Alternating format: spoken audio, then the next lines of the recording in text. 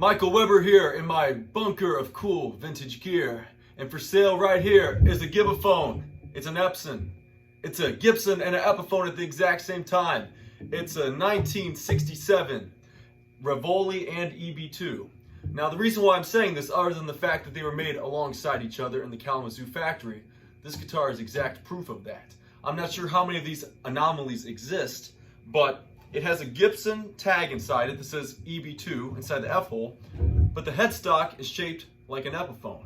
Now it's not re-necked because it has the same serial number on both of them, and it's extremely factory, but it's just a cool anomaly, and I think that it's kind of more unique guitar because of that. Now this is definitely the kind of bass that every kid in the 60s wanted.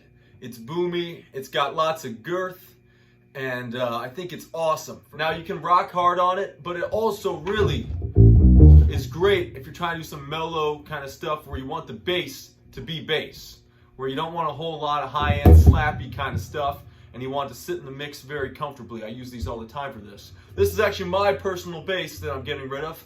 Just got to clear the collection a little bit, and I've used this for a long time, and I think it's awesome. When I look at a bass like this, it reminds me of some of the heroes of mine to come out of England, because a lot of the Epiphone basses ended up in England. Guys like Chas Chandler of the Animals, Carl Green of Herman's Hermits had a left-handed one, and the guys in the Yardbirds, both Chris Dreja and Jimmy Page, both played, all those guys played Epiphone Rivolis.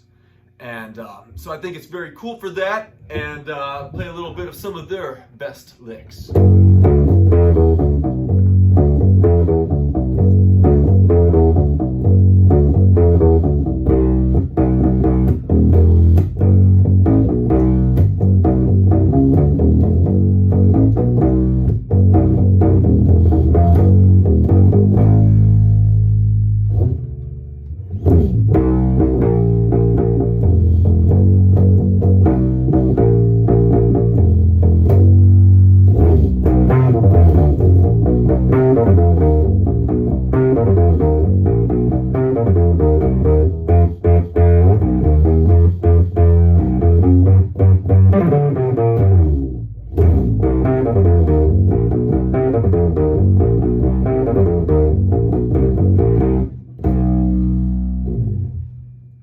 Now it's got the Mudbucker pickup, as we all know, and the Mudbucker was in some other basses that Gibson made, the EBO and the EB3 prominently, but also the EB1 and some other cool stuff.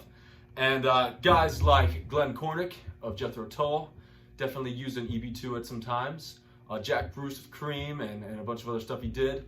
Played an EB3. Felix Pappalardi of Mountain, and producer of Cream, he played an EB1 violin shape.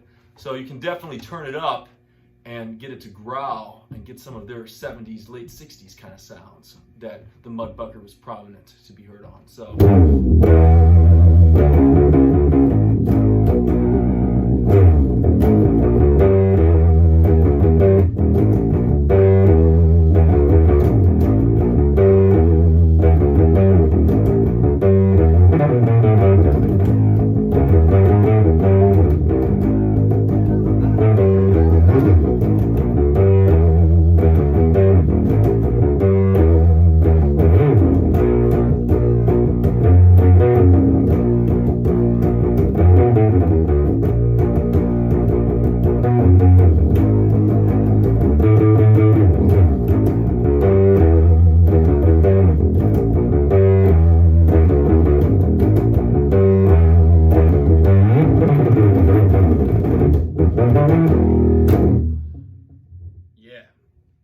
Okay, and also in terms of condition on this bass, this button doesn't do anything, it's disconnected.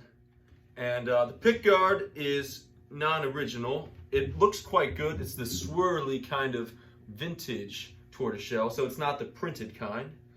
In terms of this headstock, there's a little bit of the signature Gibson trademark of a little headstock break. But it's very stable. In the years I've had this, I've never had any problems with it.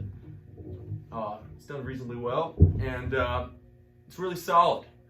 And especially with those couple situations on this bass, it's at a nice price point that you can get a vintage Gibson Epiphone guitar from 1967 at a sweet price below the typical market value on these things. So check it out. It's going to be somewhere online. maybe Reverb, eBay, YouTube, Facebook Marketplace, Let Go, Tinder, anywhere you can find the space.